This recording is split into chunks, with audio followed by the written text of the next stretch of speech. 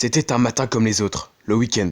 Un certain Fabien faisait la grasse matinée. Il songeait, il rêvait. Soudain, il se leva, il regarda l'horizon et dit « Putain, j'ai une idée ».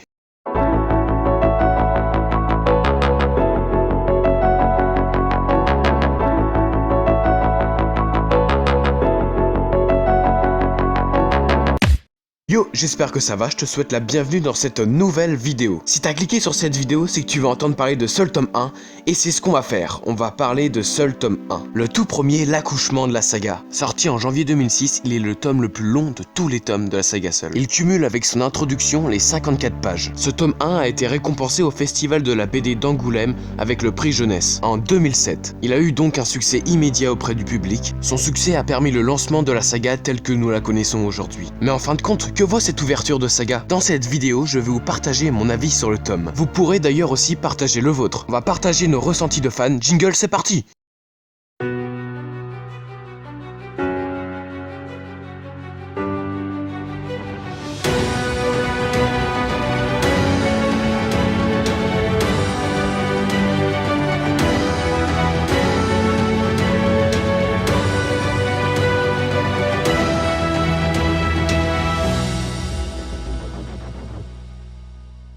On va commencer par parler de l'introduction. Je trouvais que c'était grave intéressant de montrer la vie d'avant de nos 5 futurs héros. Vraiment, déjà en quelques pages, on a plein de paysages et d'environnements, c'est impressionnant. Cette introduction, ça n'a pas dû être les pages les plus faciles à faire. Cette introduction est rythmée par le narrateur qui pose les enjeux. Certains pourront dire que ce narrateur est un petit peu forcé, mais moi je trouve ça classe. Voilà, je voulais dire quelques mots sur cette intro, mais maintenant que c'est fait, on va pouvoir passer au cœur de la critique.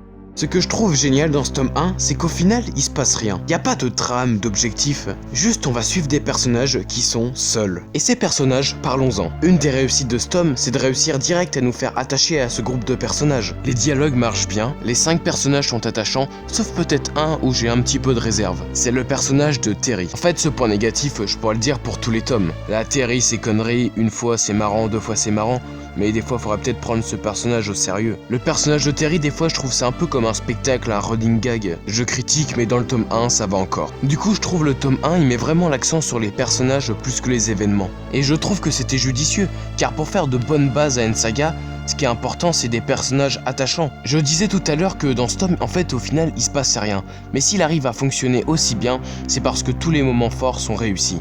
Que ce soit les scènes avec le tigre blanc, les rhinocéros ou les engueulades, je trouve à chaque fois c'est vraiment une réussite et une démonstration. Je trouve à chaque fois ça arrive à être authentique et prenant. Et ce sont ces moments forts qui rendent la BD mémorable. Je pense que vous avez tous l'image en tête là du SOS sur les meubles, ça c'était classe. On a parlé de l'intro, des personnages, des moments forts, on va maintenant parler de la fin et de son rôle dans la saga. Le rôle de ce tome 1 c'était d'ouvrir la saga et de donner bien sûr envie de lire la suite. Donc on peut considérer ce tome 1 une réussite seulement s'il a réussi ses objectifs. J'en viens donc pour terminer par parler de la toute dernière page de ce tome. Vraiment je trouve c'était la meilleure ouverture qu'on pouvait faire. Et c'est là où je trouve que vraiment ce tome est très fort. Parce qu'en soi ce tome 1 c'est une très bonne BD mais pas non plus une BD folle en soi. Parce qu'il se passe au final pas grand chose mais par contre comme opus d'ouverture c'est parfait, génial. Alors oui je suis d'accord, la perfection n'existe pas mais pour nos petits yeux de mortels, tout ce qui se rapproche de la perfection, on va appeler ça la perfection. Ce tome touche exactement là où il doit toucher. Il est une véritable promesse de saga. Les moments forts du tome nous promettent à la saga des scènes d'action passionnantes. Ces personnages réussis sont là pour nous attacher et nous identifier à cette saga. Et puis il y a cette scène d'ouverture, cette dernière page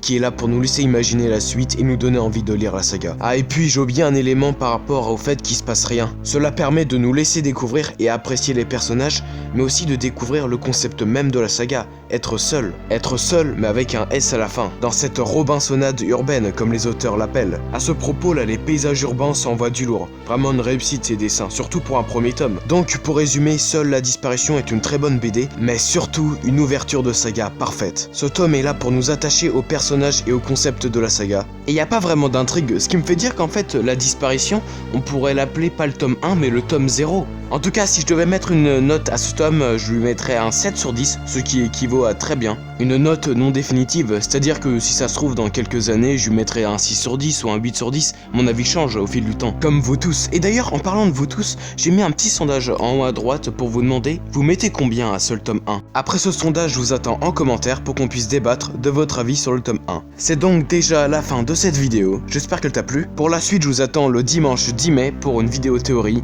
comment vaincre le mal des limbes. Ensuite, pour ce qui est du 3e épisode de Back to Soul, il arrivera la semaine prochaine. On parlera de Soul 2, le maître des couteaux. Pour l'instant, je peux pas vous clarifier une date de sortie de vidéo, mais on en reparlera dimanche. Je t'invite à t'abonner pour être notifié de mes prochaines vidéos. Je vous dis à bientôt, à dimanche. Portez-vous bien, salut!